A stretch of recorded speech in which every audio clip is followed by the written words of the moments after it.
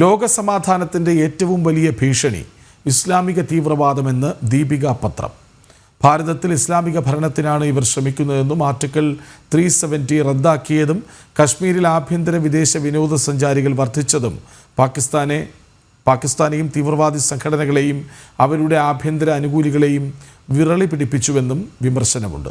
ദീപിക മുഖപ്രസംഗത്തിലാണ് ഇസ്ലാമിക ഭീകരതയ്ക്കെതിരെ ആഞ്ഞടിച്ചത്.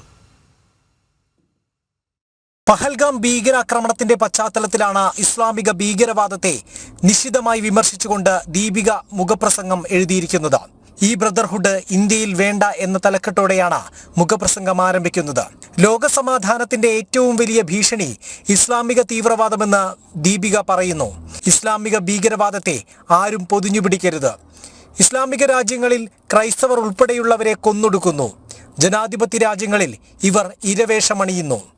ഭാരതത്തിൽ ഇസ്ലാമിക ഭരണത്തിനാണ് ഇവർ ശ്രമിക്കുന്നത്. ലോകമെങ്ങും വിവിധ പേരുകളിൽ തീവ്രവാദികൾ ഒരേ ലക്ഷ്യത്തിനു വേണ്ടി പ്രവർത്തിക്കുന്നുവെന്നും ഇസ്ലാമിക് സ്റ്റേറ്റിനു വേണ്ടിയുള്ള മുസ്ലിം ബ്രദർഹുഡാണ് എല്ലാമെന്നും ദീപിക വിമർശിക്കുന്നു. പല പേരുകളിൽ കാശ്മീരിൽ അരക്ഷിതാവസ്ഥ ഉണ്ടാക്കുന്നവരും ഹമാസും ഒരേ നാണയത്തിന്റെ ഇരുവശങ്ങളാണ്. ഇസ്രായേലിൽ ഗാസയുടെ മോചനമല്ല, ക്രൈസ്തവ യഹൂദ സാന്നിധ്യം ഇല്ലാതാക്കുകയാണ് ലക്ഷ്യമെന്ന് അവർ പറഞ്ഞു കഴിഞ്ഞു. ഭാരതത്തിൽ ആർട്ടിക്കിൾ 370 റദ്ദാക്കിയതും കാശ്മീരിൽ ആഭ്യന്തര വിദേശ വിനോദസഞ്ചാരികൾ വർദ്ധിച്ചതും പാകിസ്ഥാനെയും തീവ്രവാദി സംഘടനകളെയും അവരുടെ ആഭ്യന്തര അനുകൂലികളെയും വിറളി പിടിപ്പിച്ചിരിക്കുന്നുവെന്നും ദീപിക മുഖപ്രസംഗത്തിൽ പറയുന്നു. ജനം, കോട്ടയം.